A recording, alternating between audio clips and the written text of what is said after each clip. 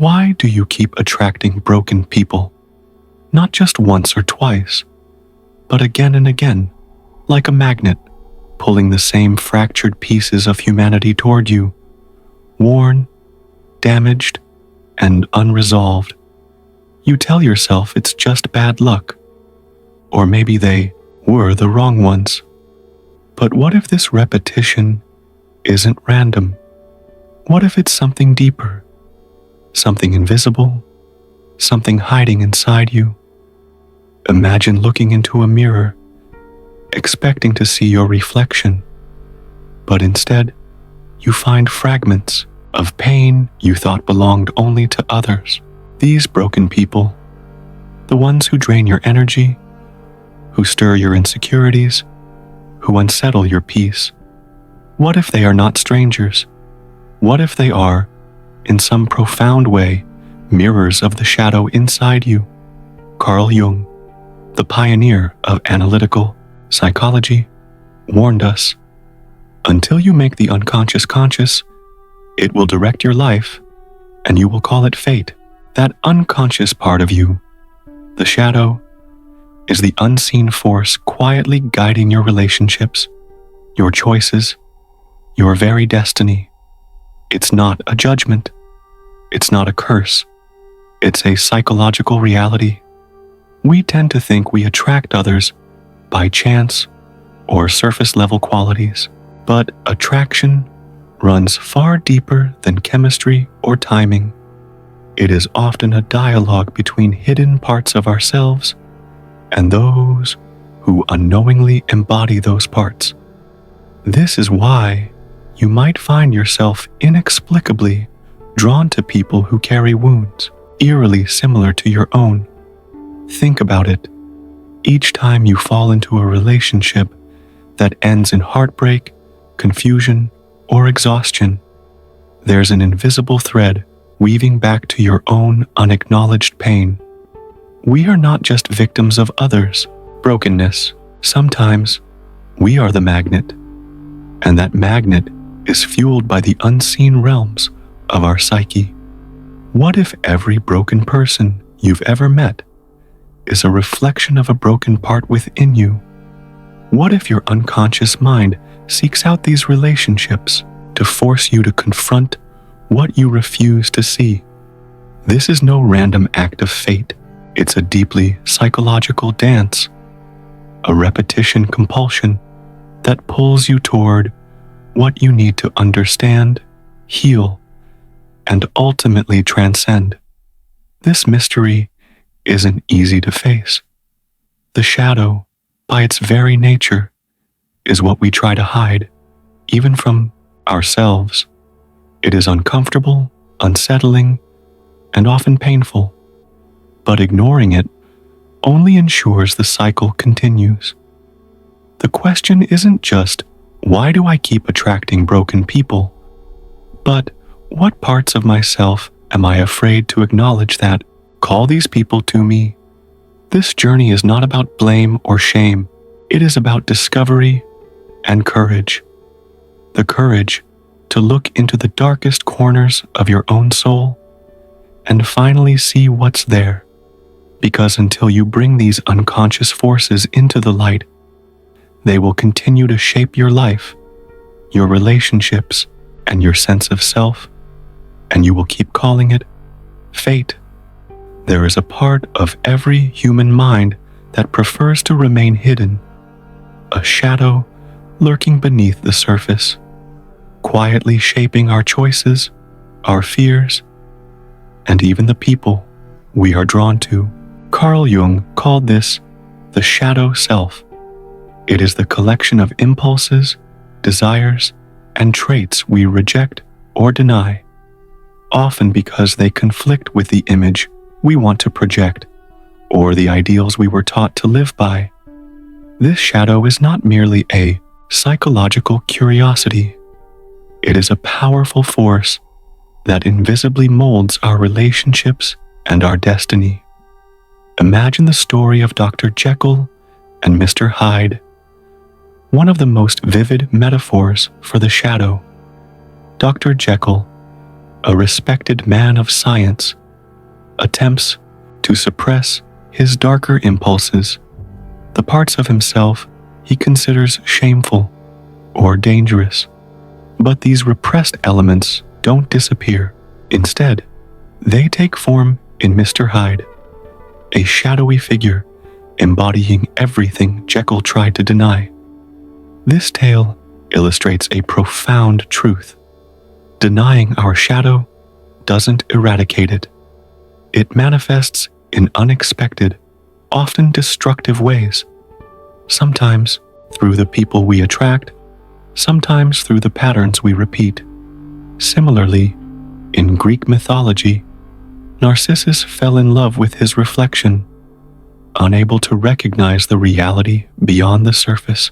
His tragedy warns us about the dangers of becoming disconnected from the whole self, the light and the dark, the conscious and unconscious. When we ignore or disown parts of ourselves, those aspects can appear in others, drawn to us like echoes in a hall of mirrors. Psychology confirms this ancient wisdom. Our unconscious mind contains unresolved emotions, suppressed fears, and traits we consider unacceptable. When we meet someone, our psyche is not just reacting to their surface qualities, it is responding to how their presence reflects our unacknowledged inner world. The broken people we attract often mirror the very wounds we refuse to face within ourselves. This is not a matter of fault or blame. The shadow is a natural part of the human psyche. It forms as a result of social conditioning, trauma, and the survival mechanisms we develop, especially in childhood. For example, qualities like anger, jealousy, or vulnerability might have been deemed unacceptable or dangerous to express as a child.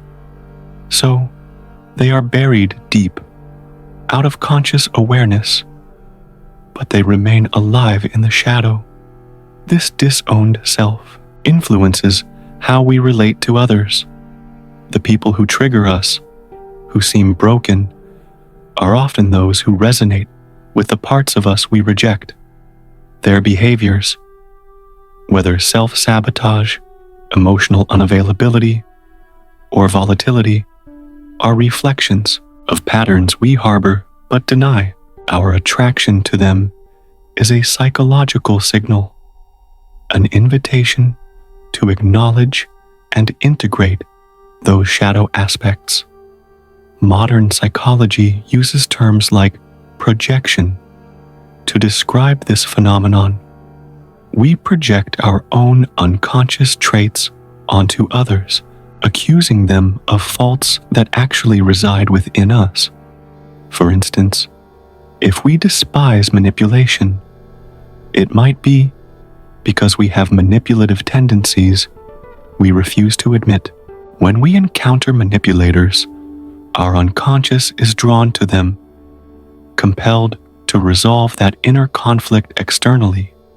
Jung believed that healing begins with recognizing the shadow, not in eliminating it. Integration, the process of bringing unconscious parts into conscious awareness, allows us to reclaim the energy trapped in denial. When we embrace our shadow, the magnetic pull toward brokenness shifts. We no longer seek fractured reflections because we have begun the difficult work of wholeness within ourselves. This idea explains why people often describe their relationships with broken partners as cycles they can't escape. The brokenness they see in others is a distorted mirror of their own hidden wounds. Until those wounds are acknowledged, the unconscious will continue to steer them toward familiar pain. Yet, embracing the shadow is neither simple nor comfortable. It demands courage to face the aspects of ourselves we fear or shame, but it also offers profound liberation. When we meet our darkness with acceptance, we become more whole and less dependent on external relationships to complete or validate us. Understanding the shadow sheds light on the complexity of human attraction. It reminds us that love and connection are not just about chemistry or circumstance. They are profoundly entangled with our unconscious selves. The broken people we attract are, in many ways, emissaries of our own neglected emotional landscapes. This knowledge empowers us to break destructive patterns, not through force or avoidance, but through deep self-awareness. It invites us to look within, to confront our shadows with honesty and compassion, and to transform our relationships by transforming ourselves. The shadow is not a villain to be defeated, but a hidden treasure waiting to be uncovered. When we bring it into the light, we begin a journey toward true wholeness. Only then do the broken reflections around us lose their grip, and we can finally choose connections rooted in authenticity, healing, and mutual growth. From the moment we take our first breath, our world begins to shape the very core of who we are. Childhood is not just a phase, it's the mold in which our deepest patterns, beliefs, and emotional scripts are cast. What happens in those early years often sets the stage for the relationships we attract later in life, especially when it comes to dysfunction and brokenness. Imagine a child growing up in a home where love is conditional, where emotional needs are unmet, or where roles are reversed, where the child becomes the caretaker of their own parents. This scenario is not rare. It's a silent epidemic hidden behind closed doors. That child learns early that their value depends on fixing others, soothing chaos, or managing emotional storms. They are too young to understand. This survival strategy, while necessary then, becomes a script that runs unconsciously through adulthood. Attachment theory, a cornerstone of modern psychology, explains this dynamic with brutal clarity. Our earliest caregivers teach us how to relate to others, whether they are safe and responsive or neglectful and unpredictable.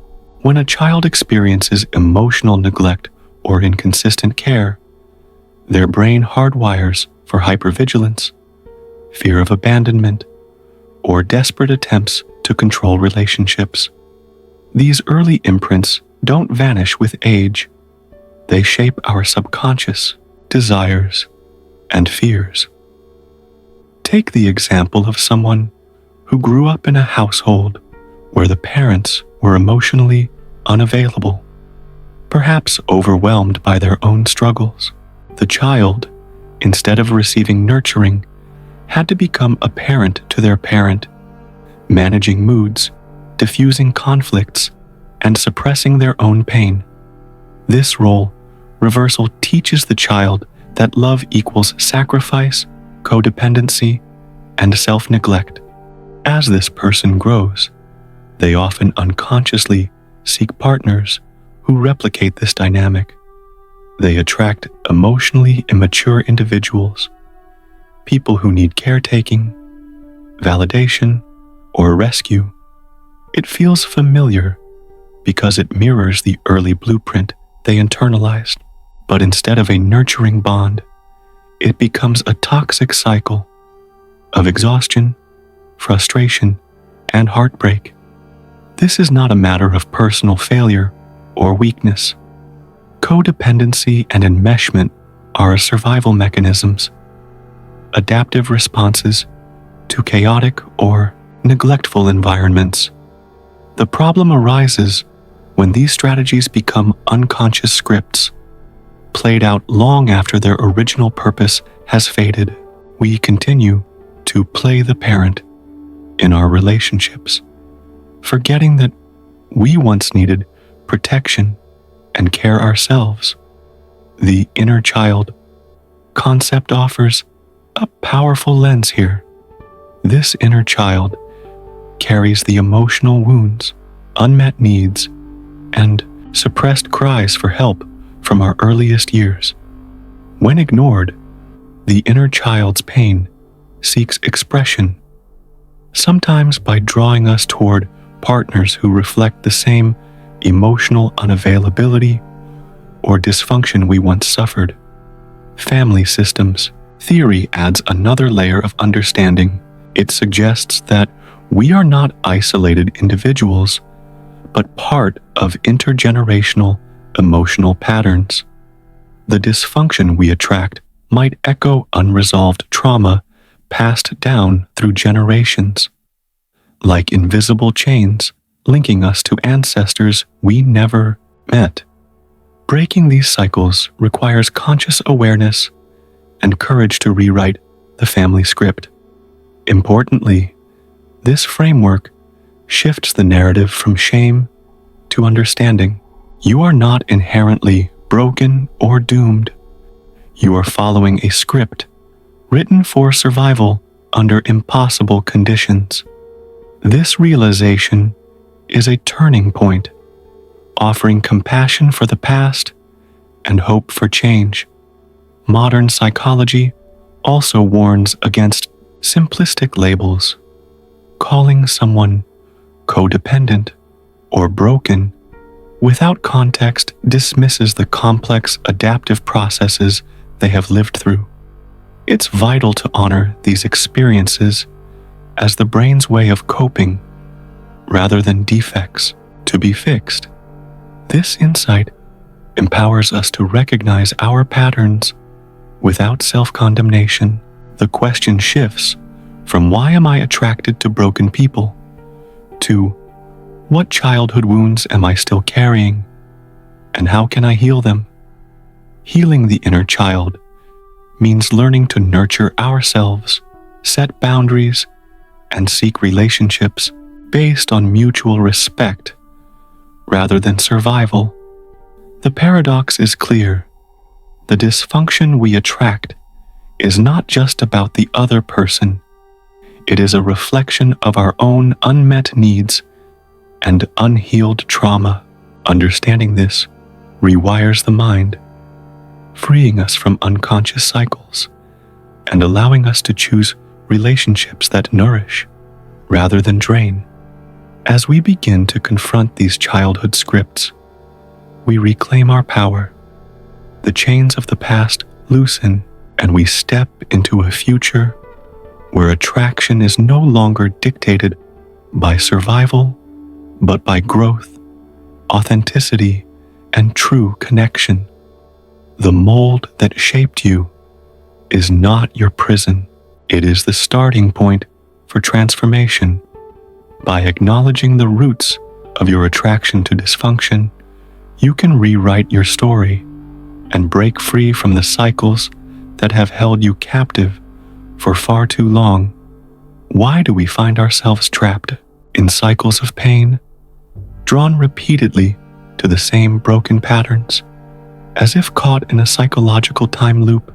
This question lies at the heart of what Sigmund Freud called repetition compulsion, a haunting force within the psyche that compels us to recreate unresolved trauma again and again in the hope of a different outcome. It's a concept that intersects profoundly with Carl Jung's idea of the shadow, the hidden, unconscious parts of ourselves that we refuse to face.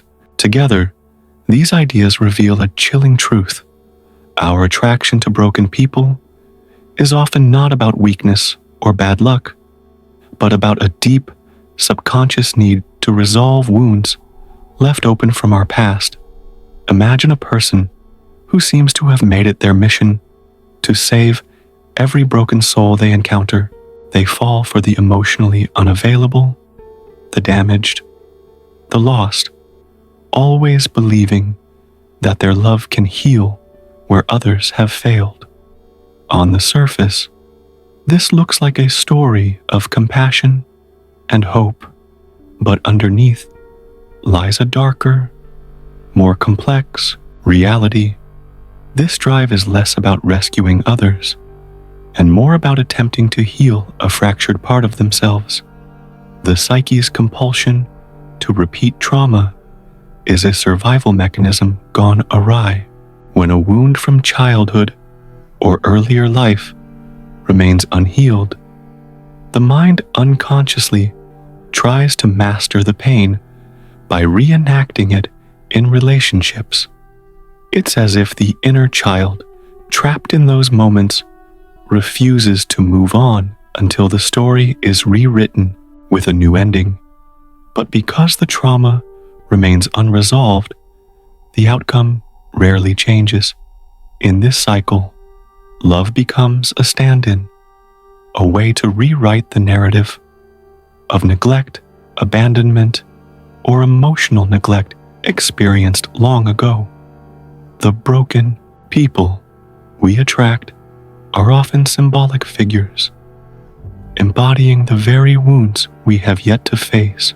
They mirror the unfinished business within us, the places where we still seek validation, safety, or unconditional acceptance. This repetition is not a sign of failure or weakness. It is a desperate attempt by the unconscious to bring healing where conscious efforts have faltered. Yet, the paradox is brutal. Without awareness, this cycle only deepens the pain, reinforcing feelings of despair and confusion. To grasp this fully, consider the metaphor of a looped film reel stuck on a traumatic scene. No matter how many times the film plays, the story doesn't change until someone intervenes to stop the repetition. In human psychology, that intervention is awareness, the conscious recognition of the pattern and its origins. This is where the shadow looms large. The shadow is the repository of everything we have rejected or denied about ourselves, including the pain and wounds that fuel repetition compulsion. Until we invite these shadow parts into the light of consciousness, we remain prisoners to their influence. The implications of this are profound. What if your attraction to broken people is less about them and more about your own unfinished pain? What if each heartbreak, each exhausting relationship, is a mirror reflecting parts of your psyche, begging for attention and healing? This perspective shifts the narrative from one of victimhood to one of empowerment. It challenges the belief that we are passive recipients of fate or doomed to repeat the same mistakes. Instead, it suggests that by confronting the unconscious forces driving these patterns, we can reclaim our agency and rewrite our emotional stories. Yet, the path to this awareness is not easy. It requires courage to face the discomfort of old wounds, to acknowledge the shadow within, and to resist the seductive pull of familiar dysfunction. It means stepping out of the cycle, refusing to engage in the endless replay of pain. This journey is not about perfection or instant healing. It is about gradual awakening, learning to recognize when the compulsion to repeat is at work and choosing a different response. It is about understanding that true healing comes not from saving others, but from saving ourselves first. As we consider this, the question lingers: what if you're not really attracted to broken people at all?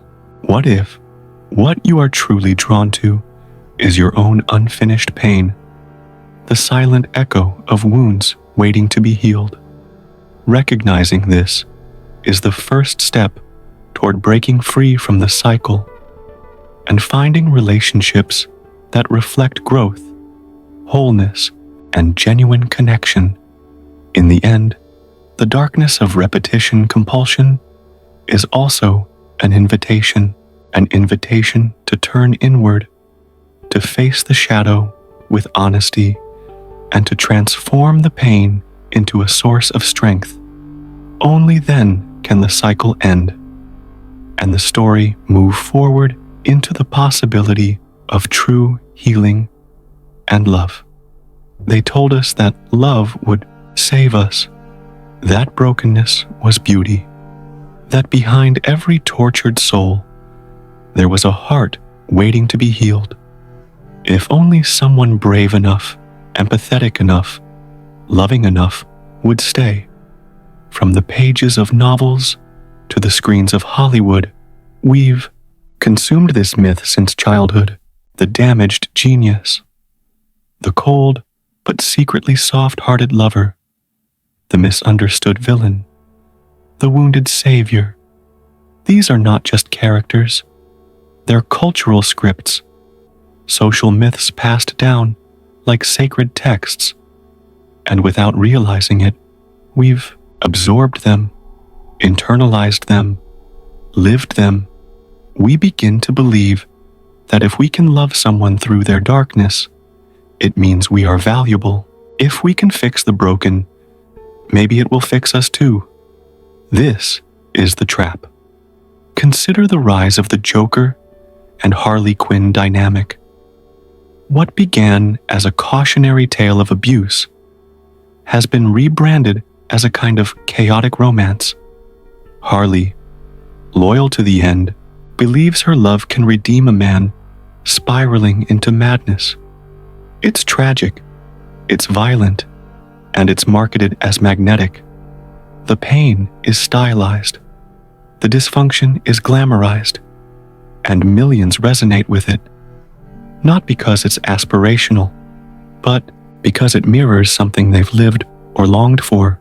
Or take BoJack Horseman, a depressed, self-destructive actor pushing away those who love him, while they keep trying to pull him back from the edge. Over and over, the narrative praises emotional endurance. Those who stick around, who absorb the hurt, who try to be the healer. And let's not forget the tortured artist trope, the genius whose suffering makes him deep, desirable, even divine. How many young minds have learned to equate emotional chaos with intensity or dysfunction? With depth, the danger in these portrayals isn't the fiction, it's the subtle conditioning they perform on the psyche. They plant the seed that love should hurt, that saving someone is noble, that being needed is the same as being loved. What began as stories become standards. The marketing industry knows this well. Brands don't just sell products, they sell identities. Entire industries are built on the premise that you're not enough unless you're proving your worth. Self-help culture, too, sometimes exploits this wound, pushing narratives like attract what you are, which can shame trauma survivors into thinking they somehow deserved their pain. Even modern spirituality isn't immune. In the wrong hands, the language of twin flames and soul contracts can be weaponized to justify staying in toxic dynamics. The idea that pain is part of some cosmic lesson can trap people in cycles of abuse, convinced that enduring it is spiritual growth. At the same time, people who have learned to overextend themselves, empaths, people pleasers, those who were taught as children to monitor the emotional states of others to survive, become especially vulnerable. They're conditioned to fix, to heal, to pour from empty cups, and in a twisted dance of psychological magnetism, they often attract those who need exactly that: narcissists, emotional manipulators, or those who unconsciously repeat their own damage. The wounded healer meets the wounded destroyer. One wants to save, the other wants to be saved, but not changed. And so, the dance continues, spinning on an axis of unmet needs and false hope. This is not about blame. This is about awareness. Because until we question the stories society tells us about love, pain, and healing, we live them unconsciously. We perform them without consent. We become actors in someone else's script. It's seductive to believe that loving someone enough can make them whole, but love is not a surgical tool. It's not your job to carry the emotional burdens that another refuses to face. And yet, culture celebrates the martyr, the one who stays, the one who absorbs. But what if leaving is love? What if boundaries are a form of healing? What if the highest form of compassion is refusing to play a role in someone else's unresolved trauma? These are the questions we must begin to ask, because the world doesn't need more wounded saviors. It needs awakened ones. People who see through the manipulation, who recognize the cultural hypnosis, who understand that you were never meant to lose yourself in the name of saving someone else. What society calls romance is often enmeshment. What it calls loyalty is sometimes codependency, and what it calls love is often a cry for help in disguise. When you start to untangle these illusions, a new reality emerges, one where your worth isn't tied to how much pain you can absorb, one where love doesn't require suffering, one where healing isn't a rescue mission, but a revolution beginning within. The modern world is full of psychological traps, but you don't have to fall into them.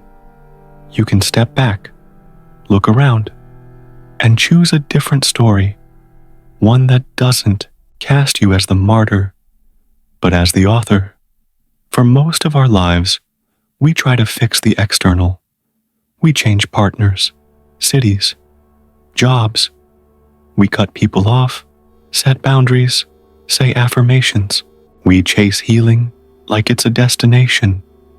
But the pain repeats. The people change, but the patterns remain. And eventually, you realize the real battlefield isn't out there. It's within. This is where the cycle ends, or begins again. Carl Jung called it individuation, the process of becoming whole. Not perfect, not enlightened, but whole. It's not about polishing your persona. It's about meeting the parts of you you've disowned, the anger you repressed, the fear you buried, the shame you tried to outrun. Most people never get here. They stay in the loop, trapped in repetition compulsion, reliving their wounds by proxy through relationships, careers, identities. But if you're listening now, maybe something inside you already knows. Healing isn't about escaping the darkness. It's about learning to see in it. It begins with shadow work, the practice of meeting your unconscious, not to judge it, but to understand it. You ask yourself not, why do they treat me this way? But, what am I allowing? And why? You examine the part of you that confuses intensity with intimacy, that believes love must be earned, that feels more comfortable with chaos than calm. This isn't easy. The shadow doesn't show up politely. It erupts. It sabotages. It screams through projection. When we judge others harshly, It's often a sign we're seeing our own disowned parts mirrored back. That's why Jung said, everything that irritates us about others can lead us to an understanding of ourselves. You begin to watch your emotional reactions like clues, noticing what triggers you, who drains you, where you shrink or overextend. These are signs, not of weakness, but of unhealed places asking for attention. Journaling can become a sacred act, not to document your life, but to excavate it. Ask yourself, what am I avoiding? Who am I still trying to impress or prove wrong? What role do I play in the stories I repeat? What did I need as a child that I still chase in others? Each answer peels back another layer of illusion. The inner child is not a metaphor. It's a memory encoded in your nervous system. It shows up in how you respond to rejection, in how you deal with conflict, in the kind of love you seek. Healing that child doesn't mean reliving the past. It means reparenting yourself now, giving yourself the safety, love, and validation that once felt impossible. This is the core of integration. Not fixing, not bypassing, but witnessing. Without shame, you stop demonizing your anger. You understand that your fear had a function, that even your self-sabotage was a misguided form of protection.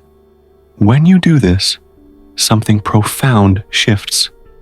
You no longer feel the compulsive need to save others, because you've begun to rescue yourself.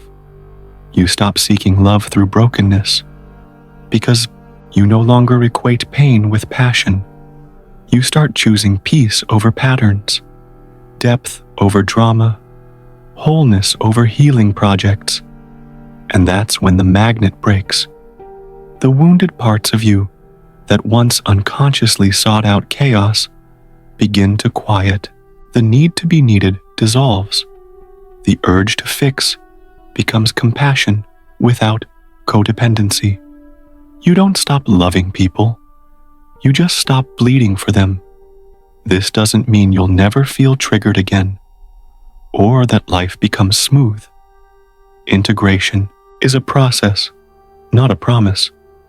But now, you walk into relationships with eyes open. You recognize red flags as data, not destiny. You no longer abandon yourself for the sake of belonging.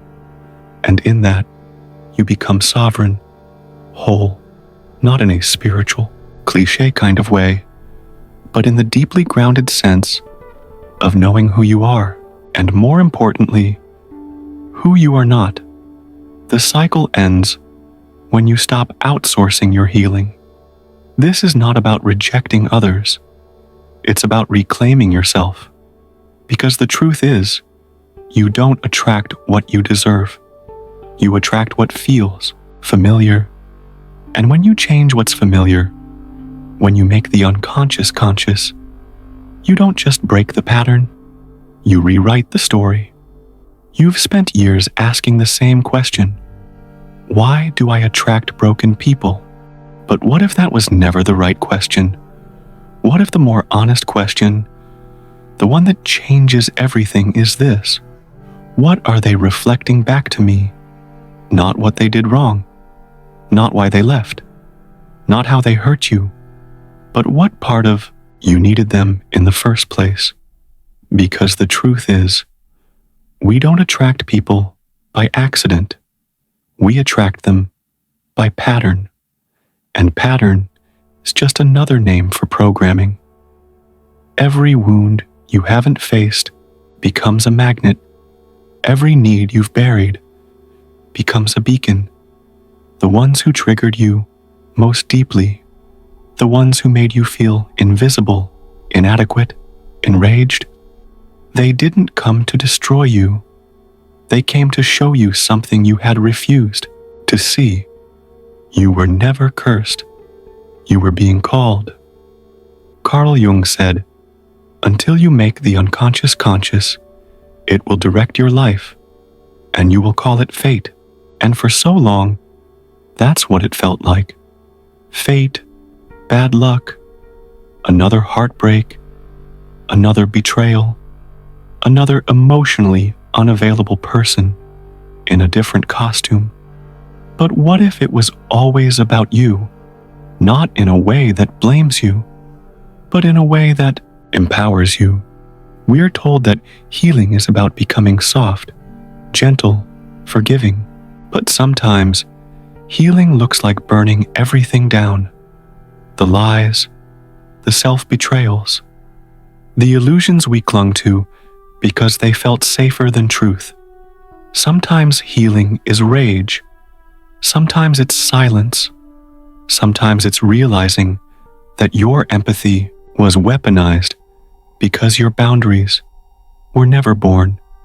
And still, there's beauty in it, because somewhere in the chaos, in the breakdowns and toxic loops and sleepless nights, your soul was crafting a message, one you wouldn't hear until you were ready to stop playing the victim, one that could only be decoded from the inside. Every relationship is a mirror. Some reflect your light, others your shadow, but all of them, every single one, are invitations, not to change them, but to meet yourself. Maybe that partner who never chose you was a mirror for the part of you that never chose yourself. Maybe the friend who manipulated you only mirrored the part of you that still seeks love through sacrifice. Maybe the ones who ghosted you were echoes of your own disconnection from your body, your truth, your worth. Pain is the language of awakening. It's the soul's last resort to get your attention. And sometimes it has to break you open so you finally hear it whisper, "Come home. Come home to the parts of you you've abandoned. Come home to the child who still believes they have to earn love. Come home to the anger you silenced, the grief you buried, the fire you dulled. You were never meant to stay fragmented. That's the lie, that you must choose between light and shadow, love and truth, softness and strength. You are all of it. And when you stop rejecting pieces of yourself, you stop needing others to complete or destroy you. You no longer crave chaos as proof of connection. You no longer settle for pain dressed as passion. You see clearly because you've seen yourself clearly. This is the great paradox of the human journey, that the people who wounded you most deeply were also guides, that every heartbreak held a mirror, and that becoming whole isn't about fixing what's broken, but realizing you were never broken to begin with. You were just divided, disconnected, lost in a world that rewards performance over presence, numbness over awareness, projection over reflection. But now you know, now you've seen, and once you see the mirror for what it is, you can't go back to pretending it's a curse. You start living in alignment. You speak truth, even when your voice shakes. You choose people who don't need you to abandon yourself. You protect your peace, not out of fear, but because it's sacred. And most of all, you stop asking, "Why do I attract broken people?"